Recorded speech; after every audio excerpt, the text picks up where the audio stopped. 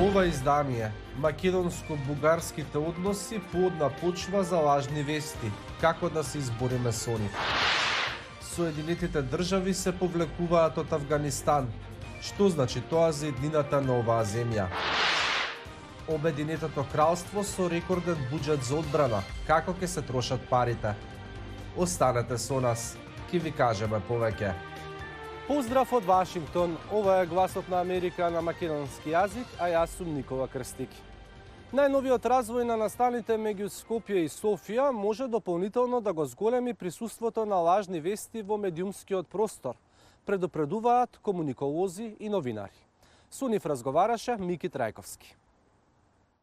Актуелните случувања на релација Софија-Скопје и бугарската блокада на почетокот на преговорите на Северна Македонија со Европската Унија ќе го зголемат говорот на омраза како и пласирањето на лажни вести, вели Петрица Рачини, медиумски истражувач од невладината организација Цивил.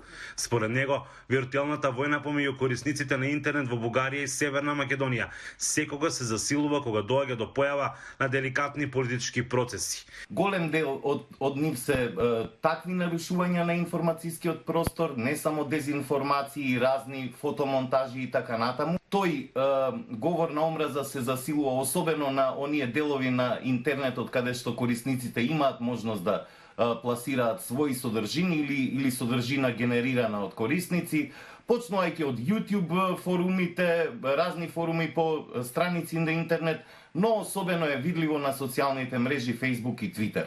Лажните вести многу често значат и мешање од страна по внатрешните работи на земјата, сметат познавачите на приликите. Институциите и на бугарската држава и на македонската држава да преземат мерки за ова да не се случи.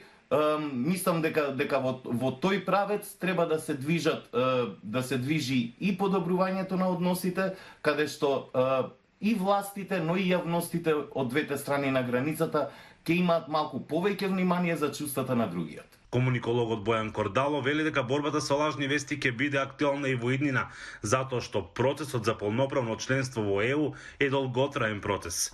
Тоа истовремено го прави потежок за објаснување и ранлив од потенцијални напади од лажни вести.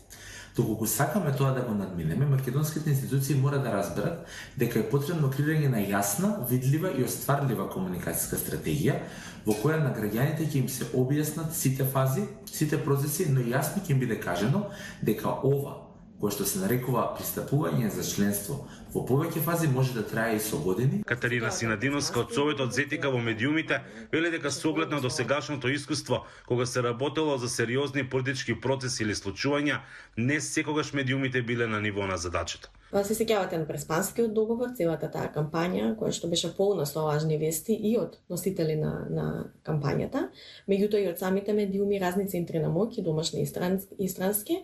Меѓутоа и сега процесов со битката со ковид, пандемијата и коронавирусот, има известување во кое што имаме и сензационализам и лажни вести. Од Охрид за гласот на Америка, Мики Трајковски. Експерти кои сведочеа во Конгресот велат дека намалувањето на бројот на американски војници во Афганистан од 4500 на 2500 ќе биде грешка. Карла Баб ги има најновите реакции во Пентагон. По смената на највисоките лидери во Пентагон, администрацијата на Трамп излезе со голема најава. До 15 јануари 2021 година нашите сили во Афганистан ќе бројат 2500 војници. Со оваа промена, бројот на американски трупи во Афганистан се крати за речиси половина, што значи дека САД наскоро ќе имаат најмалку војници од почетокот на војната во 2001 година. Но како што мировните разговори се одвиваат во моментов, експертите ги предупредија законодавците дека овој потек ќе остави Америка без клучната карта во процесот.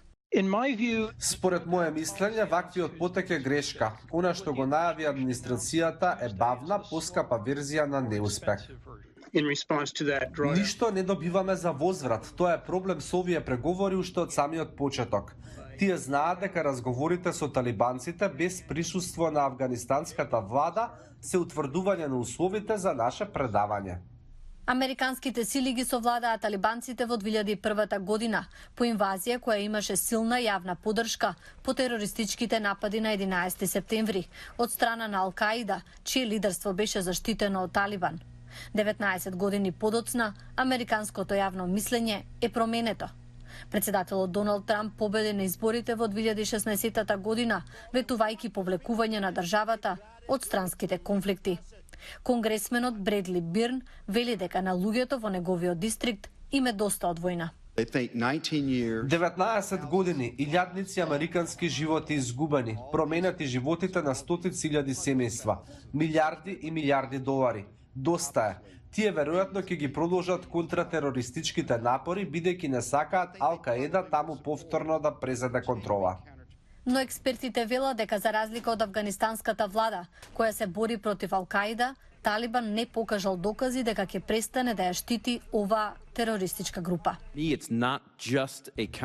За мене ова не е само прашање за контратероризам, туку и за спречување нарушењето на владата. Така што прашањето е што добиваме од 2500 во споредба со 4500 или 5000.